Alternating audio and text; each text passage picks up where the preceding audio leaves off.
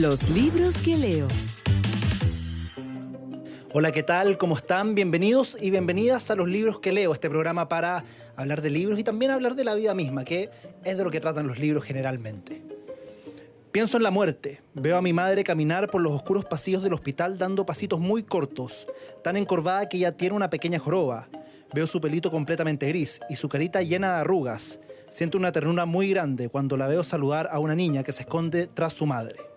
Así comienza Tu enfermedad será mi maestro, de Christian Heyse, que nos acompaña el día de hoy. Christian, bienvenido a Los libros que leo.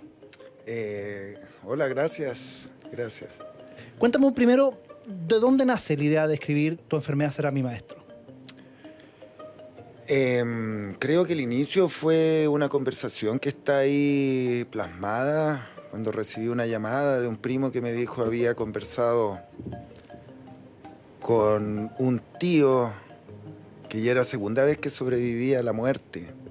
Primero le habían hecho un trasplante de riñón y luego había enfermado de COVID. Y en esa conversación alguien me cuenta, mi tío no era nadie muy locuaz hasta ese momento, que había estado hablando con él largamente. Largamente, dije yo, ese hombre no habla, o habla muy poco. No, si quizás haya sido la vuelta a la muerte. Y me contó que había vivido convertido en un pirata malasio. ¿Qué?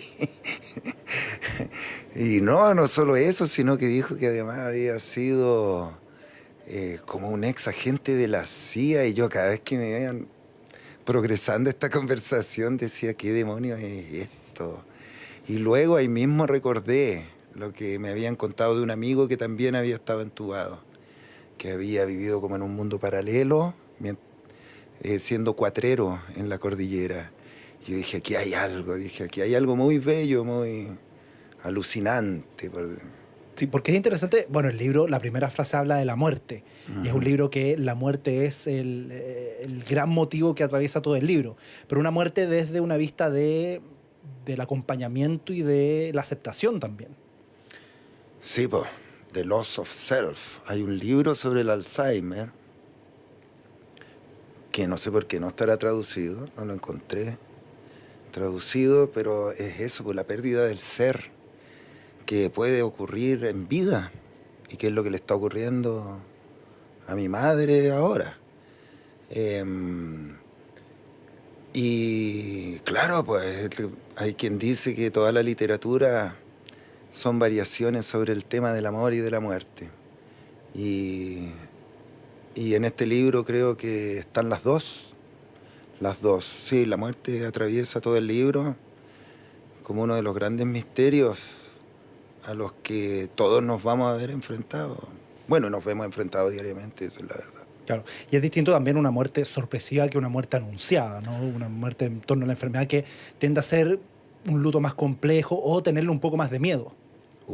Yo creo que hay que empezar a prepararse porque morir suele ser un trabajo arduo. Es difícil morir. Yo creo que una gran cantidad de personas que nos deben estar viendo ya lo deben saber.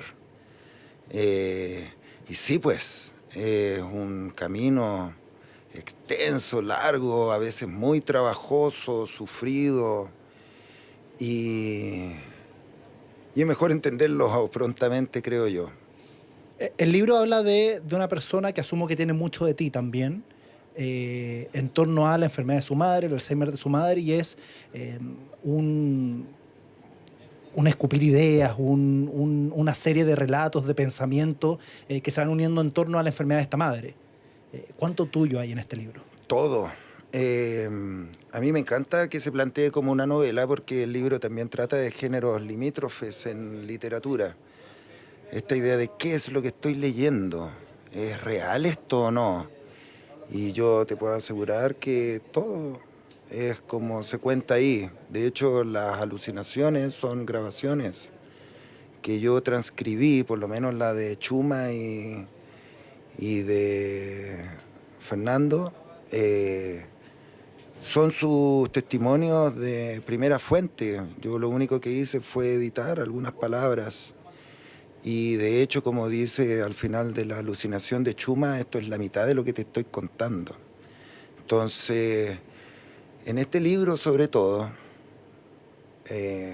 hay casi todo de mí, y del mundo que me rodea y mis preocupaciones.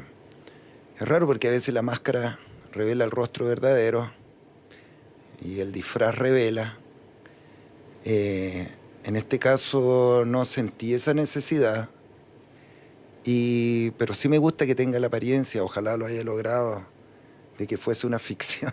Sí, es muy interesante los géneros limítrofes que hablabas, porque postulas lo mismo desde la vereda del frente. En un momento hablas de que muchos científicos a la hora de escribir tenían una prosa muy literaria. Así Que es, Darwin tenía una prosa muy así literaria. es. Tú quieres hacer un poco lo mismo desde la vereda del frente, desde la ficción, tener una prosa muy científica o muy realista también.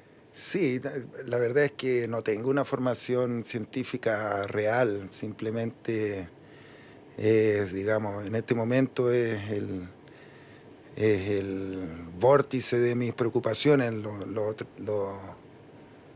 describí así, por lo menos mientras escribía este libro y ahora sigue siendo así, pero porque un científico no necesariamente tiene que ser un buen escritor. Y sin embargo, sobre todo a partir del siglo XIX, había un montón de científicos que escribía muy bien. Y sí, pues Oliver Sacks dice que Darwin tenía los dotes de un novelista. Y él, que se consideraba, finalmente lo vengo entendiendo así, él jamás dejó de ser un científico, jamás dejó de ser un médico, pero era un escritor, era un escritor. Ahora todo ese mundo, y no está ahí, a mí me interesa muchísimo. Kepler escribió una novela, la autobiografía de Darwin es una joya. Él mismo tenía un abuelo que escribió un largo poema sobre botánica. Coleridge era muy amigo de Davy. Y Hawkins escribe novelas para niños junto con su hija, este divulgador tan bueno, ¿no es cierto? Sagan tiene una novela de ciencia ficción y todos estos cruces a mí me tienen absolutamente alucinado. Y cuando encuentro científicos que escriben bien es como, no sé, es un hallazgo que disfruto muchísimo porque amplía, po, Claro. amplía la Y es mirada, sacar la un poco de la conciencia. academia también temas que de repente son muy densos para la gente. Exacto, exacto, porque cuando ellos se ponen a escribir en términos técnicos es otro el nivel y de verdad que lo supera uno. ¿Quién era? Era Einstein, aquel que intentó comprobarlo mediante los eclipses, dijo, solo Einstein y yo entendemos la relatividad. Y puede llegar a ese nivel, digamos, de lejanía y la divulgación científica por lo menos presenta un acercamiento que yo al menos disfruto muchísimo. Y hay un trabajo de divulgación científica también acá. A lo mejor no tan curtido como tú Claro, comentabas, es un poco de repente se siente como alguien que fue a una clase y le fue a contar a los amigos lo que aprendió. claro, exacto. Pero hay algo de divulgación científica también. Ah, qué bueno que lo dices. Ojalá así sea. O sea, como tú dices, desde la vereda del frente, y no tengo esa formación científica, pero siento una envidia. Sí, pues, me encantaría saber más, profundizar alguna vez, experimentar de una manera más profunda esto, porque en algún momento, no sé, acompañado a mi amigo Marcelo Rosas, que es botánico, de repente tengo conversaciones con geólogos, eh, a un primo que fue a tomar muestras de nieve ahí en el valle, pero no pasa de ahí mi acercamiento a la ciencia y en algún momento me encantaría. Pero acá estaba la intención de un poco divulgar o plantar ciertas semillitas de cuestionamiento. Sí, Cuando se habla de Oliver, yo pienso que es un personaje ficticio hasta que se empieza a repetir y empieza a ver más elementos y ahí, bueno, googleo, bueno, y realmente existió. Entra un poco la curiosidad también. sí, porque él era todo un personaje y un escritor así, no sé. superlativo. Muy buen escritor, con el pie anclado firme en la ciencia, con el, yo diría, hasta el materialismo científico, cierta ortodoxia incluso, pero muchas de las cosas que cuentan son difíciles de creer, pero son reales, es decir, no, si bien hay cierta fabulación, si bien es rhapsodic, intenté leer lo que podía Claro. sobre Oliver Sacks, habían unas cosas en inglés, y algunos de sus amigos decían que él era rhapsodic. Yo intenté entender que se trataba y que a veces se ponía exagerado o se entusiasmaba demasiado, pero a él le interesa el rigor científico. Y, y sin embargo tiene esta vida tan interesante. Después tiene una autobiografía, yo no la menciono ahí, que es, nuevamente, tengo que decirlo, alucinante. Entonces, claro que parece un personaje y no lo es. Hablábamos de estos géneros limítrofes, que está un poco la ciencia, la divulgación científica, está un poco la novela, pero también hay algo de fábula también, como en torno a aceptar la muerte o afrontarla y que finalmente la enfermedad sea mi maestro.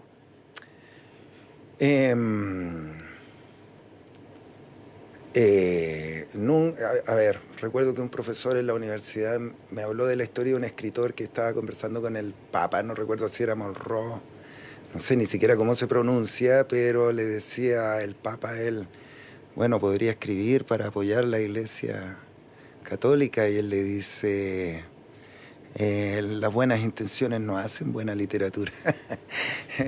Entonces, así, quizás no lo proyecté de esa manera, digamos, tan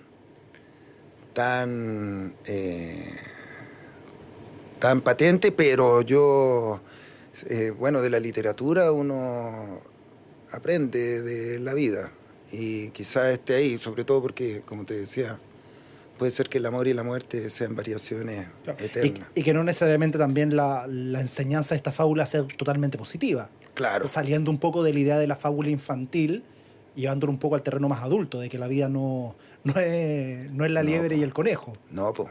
No, y de hecho esto de que yo lo digo así con tanto desparpajo, yo espero que a mí me falte mucho para morir, pero, pero cuando uno se enfrenta a eso, no es necesariamente bello, ¿no?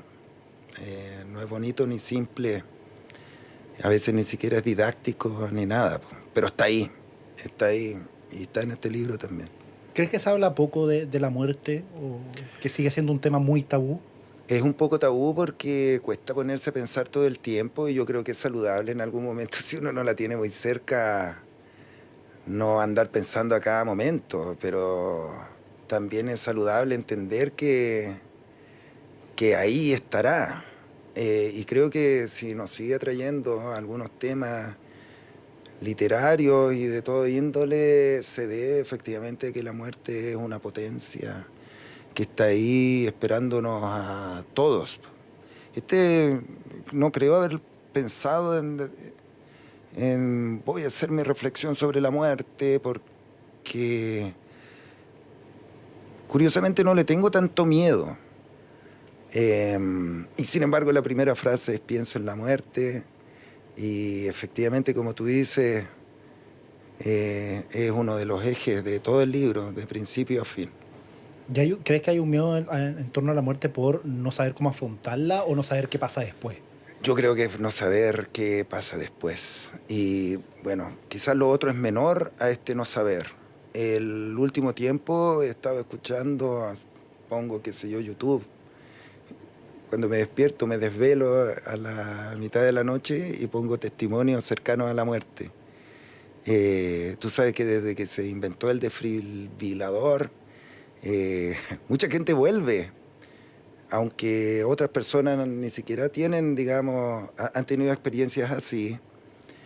Y una de las características comunes de ese tipo de experiencias es que la gente ya no le teme más.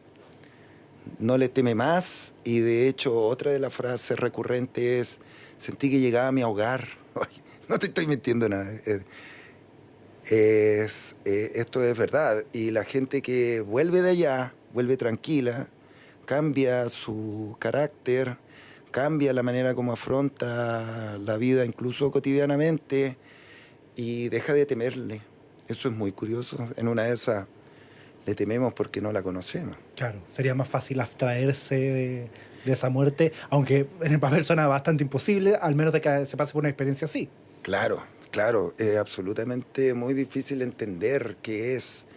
Y desde pequeño que le tememos, ¿sí o no? Como que venimos por razones posiblemente evolutivas, con este pánico, terror y espanto, como dice mi madre querida, por esto que no sabemos qué es.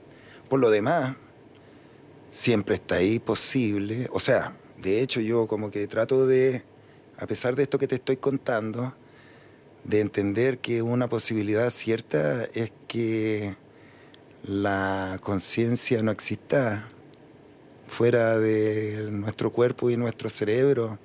Y por lo tanto, cuando todo se acabe, se va a acabar para siempre. No sé si te das cuenta, Sí. pero hasta hace muy poco fue el gran tema, qué sé yo, de los existencialistas, de la filosofía, etcétera. Que es un poco deprimente también Sí, el vivir así, por claro. más de que si realmente es así no vamos a sentir nada y no va a ser un problema.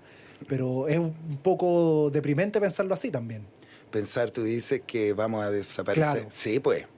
Y de hecho, esto es lo que dicen muchos científicos, Carl Sagan incluido, que las pseudociencias nos entregan esa parte, ese consuelo emocional, que nos entregan los hechos duros, que hasta el momento, como dice Tellier, lo único cierto, nuestra única certeza es que respiramos y que vamos a dejar de respirar. Y cuando lo tomamos así, efectivamente, se vuelve un panorama completamente sombrío, muy realista, pero sombrío, y de repente es mucho más fácil y agradable. Yo lo he vivido también con todo esto que te estoy contando, tener a la vista esa otra alternativa.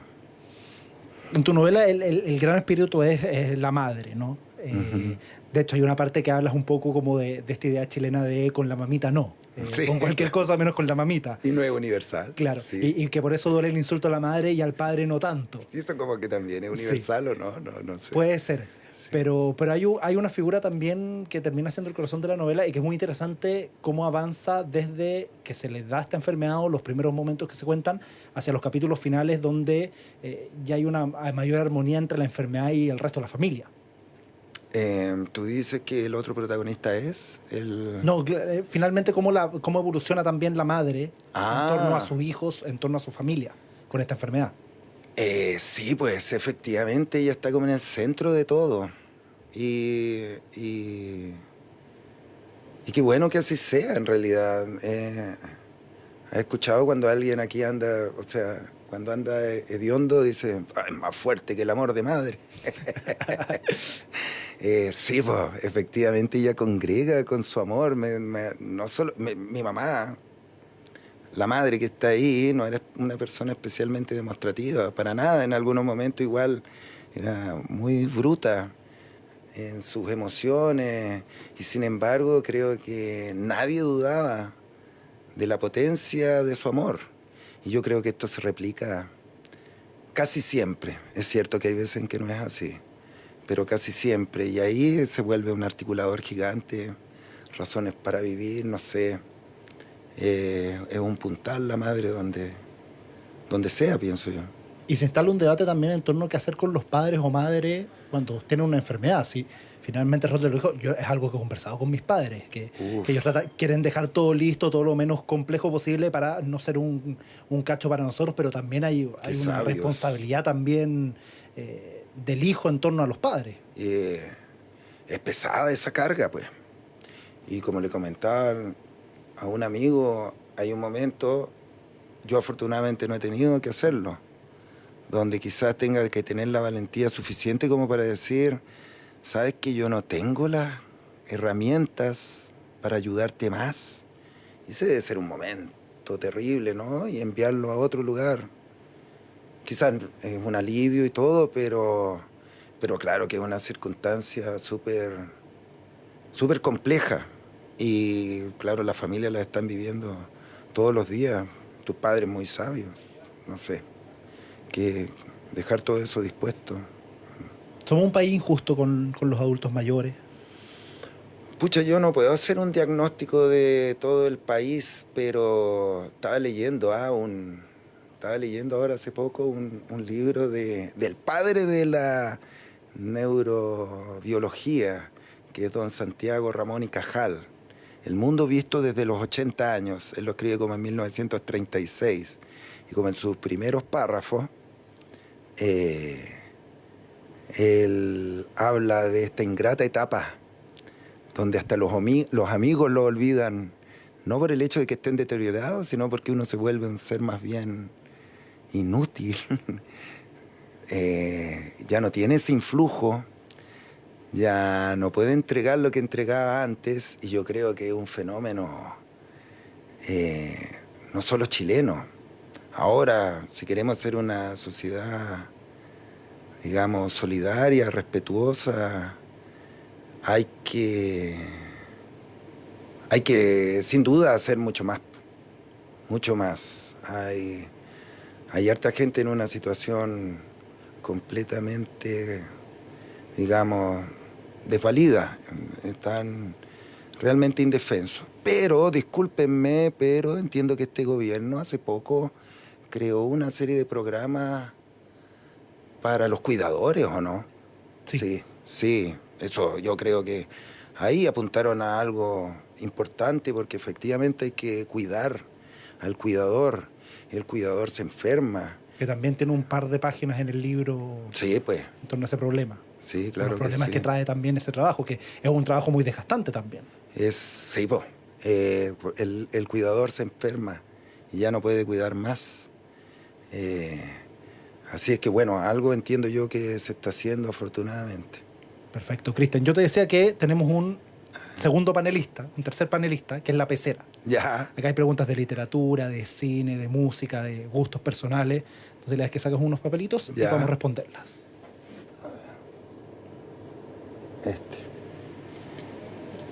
¿Y qué tenemos? ¡Wow! ¡Qué difícil! Si pudieras leer un libro por el resto de la vida, ¿cuál sería? Puede ser de ahora, en este momento. Los gustos, como el favorito, creo yo, que también va cambiando a medida que pasa el tiempo. Está muy Pero difícil preguntarle esto a alguien. Creo que la otra vez tenía una respuesta yo para esto. Estoy pensando en esos libros que uno está leyendo y dice, ¡wow! Ojalá no se acabe. No sé. Me van a disculpar algunos, pero a mí me pasó eso con 100 años de soledad. En algún momento, ¡wow! Se va a acabar, no sé. Pero no sé si es que es el libro que yo leería por el resto de la vida. Tendría que ser el libro de la vida. No sé. Está muy difícil la pregunta, pero en una de esas, mira. Oliver Sacks cuenta ahí en una novela autobiográfica muy, de verdad, recomendable, por lo menos a mí me gustó mucho, se la di a leer a algunos amigos, quizás no le gustó tanto, que él, cuando era pequeño, leía libros de química y él experimentó, entendió la química de primera fuente, haciendo experimentos, un tío que le enseñaba cosas, y en algún momento vio la tabla periódica y dijo que fue como una revelación y dijo, este es el alfabeto de Dios. Una cosa así, así está escrito el universo. A mí me gustaría como adquirir un lenguaje así como para leer el mundo en un tipo de lenguaje así, más que tener un solo libro. Tener esa revelación. ¿Tenemos tiempo para una sí. más? A ver, saquemos a ver qué hay. ¿Leer o no leer los comentarios sobre tu libro? Aquí yo tengo una anécdota, no sé si contarla, de hecho. Sí, sí se puede, sí. A mí una crítica nacional en un libro anterior me hizo pedazos, así, muy violentamente.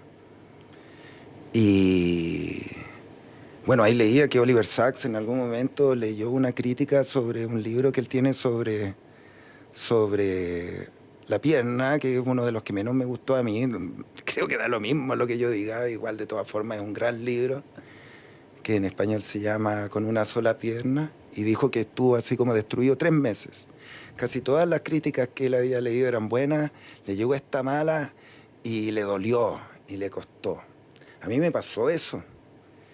Y claro, pues, duele. Y yo nunca la leí porque me empezaron a llegar comentarios de mis amigos.